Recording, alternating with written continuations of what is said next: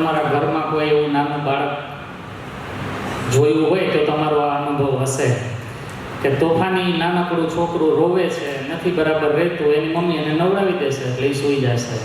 એ શુદ્ધ થઈ ગયું ને એટલે શાંત થઈ ગયું.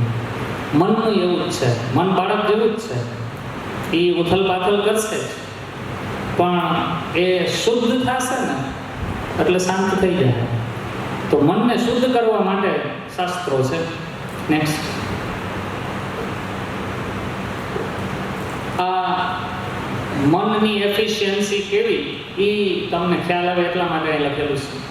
યાજ્ઞવલ્ક ઋષિ અને શુક્લ યજુર્વેદના 34મા અધ્યાયનો આ શ્લોક છે. એમાં શિવ સંકલ્પ સ્તોત્રો આવે છે. લગભગ 8 જેટલા શ્લોક છે. કદાચ અભ્યાસક્રમમાં પણ ક્યાંક સંસ્કૃતમાં આવે છે, મેં જોયા હતા. અત્યારે તો આવતા હોય કે નહીં મને ખ્યાલ નથી. તન્મે મનઃ શિવ સંકલ્પ મસ્તુ, આટલું તો તમે કદાચ સાંભળેલું પણ હોય ક્યાંક. મનની વિશેષતાનું વર્ણન છે. યદ પ્રતિષ્ઠમ યદ અજીરમ જવિષ્ઠમ તન્મે મનઃ શિવ સંકલ્પ મસ્તુ. મન કેવું છે તો કે યદ પ્રતિષ્ઠમ, યદ એટલે હૃદયમાં અંદર પ્રતિષ્ઠિત, અંદર રહેલું.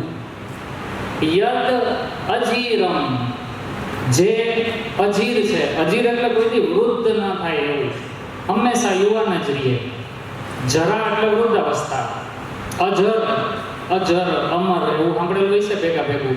અજર એટલે જે કોઈથી વૃદ્ધત્વને ન પામે એવું, એટલે વૃદ્ધ જ ન થાય એવું અજીર છે.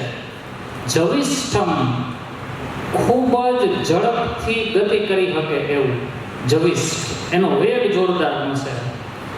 યદ પ્રતિષ્ઠમ યદ અજીરમ જવિષ્ઠમ, હૃદયમાં આવેલું, કોઈથી વૃદ્ધ થાય નહીં એવું, અને ખૂબ જ ઝડપથી ગતિ કરે એવું. આવું જે હોય ને ભાઈ, એ જો હખણું ન રહીએ તો બહુ જાજો બધો ઉત્પાદ કરી શકે.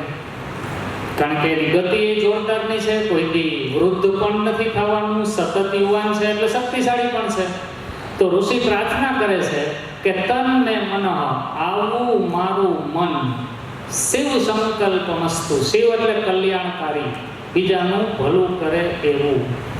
તો મારું આવું વેગવાન યુવાન મન કે જે મારી અંદર છે એ સારા સંકલ્પો વાળું બને એવી કોક સુપ્રીમ પર્સનાલિટીને પ્રાર્થના કરવામાં આવે છે.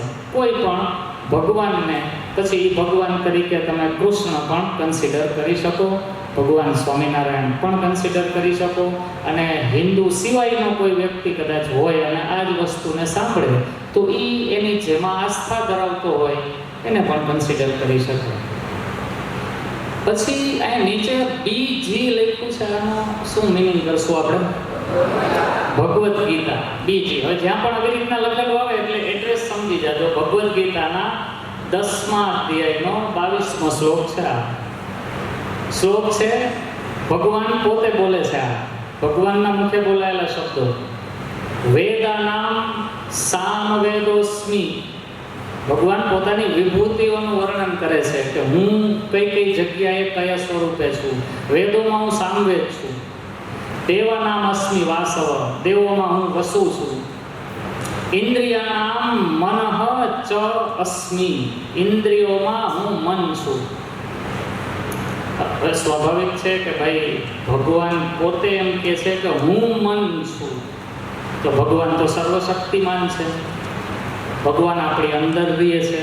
ઉપરના શ્લોકને આ શ્લોકની હારે કમ્પેર કરતા જાઓ તો ઇન્ટરેસ્ટિંગ વસ્તુ જોવા મળશે. હવે યદ પ્રતિષ્ઠમ, હૃદયમાં રહે છે કોણ? તો કે મન. મન કોણ? તો કે ભગવાન. આટલી જ છે. જો હું મન છું તો ભગવાન હૃદયમાં રહે છે. યદ અજીરમ, ભગવાન કોઈથી વૃદ્ધ થતા નથી, મન કોઈથી વૃદ્ધ થતું નથી. જવિષ્ઠમ, ભગવાન વેગવાન છે, એની સ્પીડ બહુ જોરદારની છે. એવા કેટલા બધા કથાનકો તમને મળશે કે ભાઈ કોઈ ભક્ત ખાલી આર્તનાદથી પુકારે એટલે આયે આધે નામ, એવા ભજન પણ છે. ભગવાનનું હજી અડધું નામ બોલે. હરિ એવું પૂરું તો બોલ્યોય નહોતો ગજેન્દ્ર, ખાલી હ બોલ્યો ત્યાં ભગવાન એને મદદ કરવા પહોંચી ગયા. એટલો એનો વેગ છે વૈકુંઠથી લઈને પૃથ્વી સુધીમાં. તો આ બધી વાતો આપણને એ એકબીજાને હારે સમર્થન કરતી હોય એવું આપણને જોવા મળે. સત્ય હંમેશા એક જ હોવાનું. લોકો એને અલગ અલગ રીતે રજૂ કરતા હોય. એકમ સત વિપ્રા બહુધા વદંતી. સત્ય એક જ હોય. સમજુ માણસો એને અલગ અલગ રીતે બોલતા હોય, પણ મૂર્ખ માણસો એને પાછું અલગ અલગ સમજતા હોય. આ આપણી કઠણાઈ છે કે જુદા જુદા લોકો બોલે છે સત્ય, એક જ સત્યને અલગ રીતે બોલાય છે, પણ સાંભળવા વાળા એ બધાને અલગ અલગ સમજે છે. એક એક્ઝામ્પલ આપું.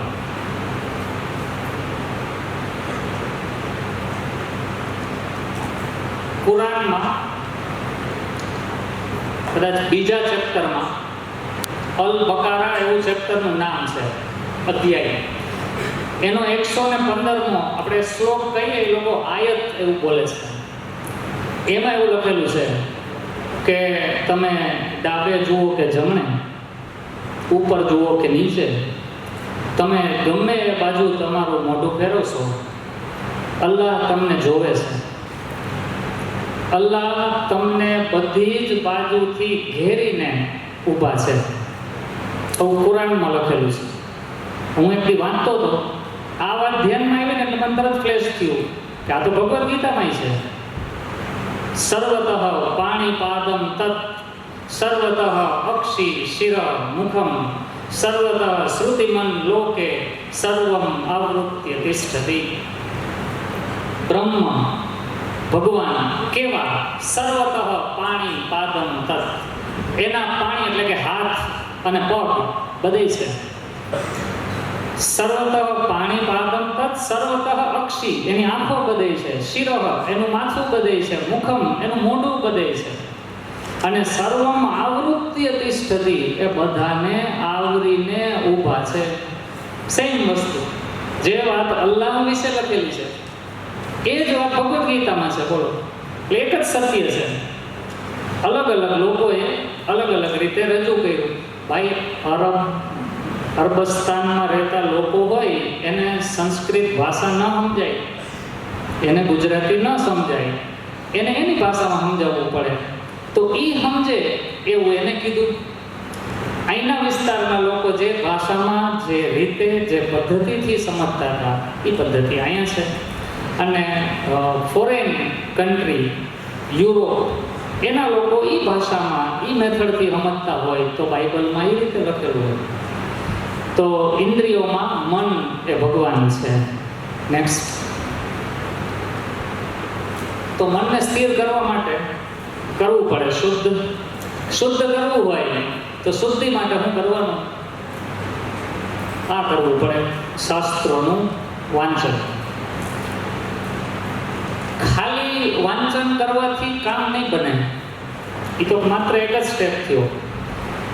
ઘણીવાર એવું બને કે તમે તો ભણેલા છો તો વાંચી શકો. દાદા કે એમ કોઈ અભણ હોય તો એને આ વાત કેવી હોય તો એ તો બિચારા અહીંથી જ મૂંઝાઈ જાય. એ વાંચન તો નહીં કરી શકે કારણ કે ભણેલા નથી. આ તો કાંઈ વાંધો નહીં. વાંચન ન આવડે તો શ્રવણ કરો. કોક વાંચે અથવા બોલતું હોય એને સાંભળો. એનાથી પણ તમે શાસ્ત્ર સુધી પહોંચી શકશો. તો પહેલું કામ વાંચન અથવા શ્રવણ. શ્રવણ કર્યા પછી ચિંતન અથવા મનન, આ બીજું સ્ટેપ છે. આ થવું જ જોઈએ.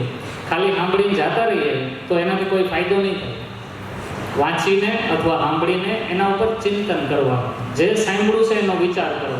અને પહેલાંની સ્લાઇડમાં મેં જે બે શ્લોકો વચ્ચેનું રિલેશન તમને બતાવ્યું, યદ પ્રતિષ્ઠમ યદ અજીરમ અને ઇન્દ્રિયાણામ મનઃ ચ અસ્મિ, એ બેને આપણે કેમ જોયા? એ ચિંતન કર્યું એટલે મનમાં આવ્યું, એટલે દેખાણું.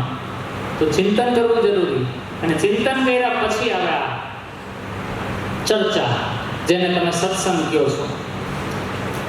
મિત્રો ભેગા થાય ત્યારે એ કાંઈક તો બોલશે એકબીજાની હારે.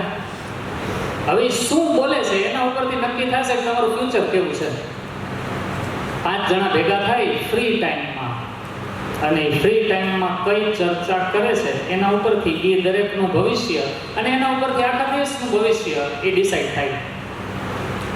ભાઈ મેં કંઈક વાંચ્યું હોય એના મને વિચારો કંઈક આવ્યા હોય તો હવે હું જેને મળીશ ને, ચર્ચા હું વાંચેલું ને વિચારેલું છે ને એની કર્યા વગર રહીશ જ નહીં. પણ તમે એવું વાંચન જ ના કરો, તમે એના ઉપર ચિંતન જ ના કરો, તો મિત્રોની સાથે મળશો ત્યારે ચર્ચા કરવા માટે તમારી પાસે કોઈ ટોપિક નહીં હોય.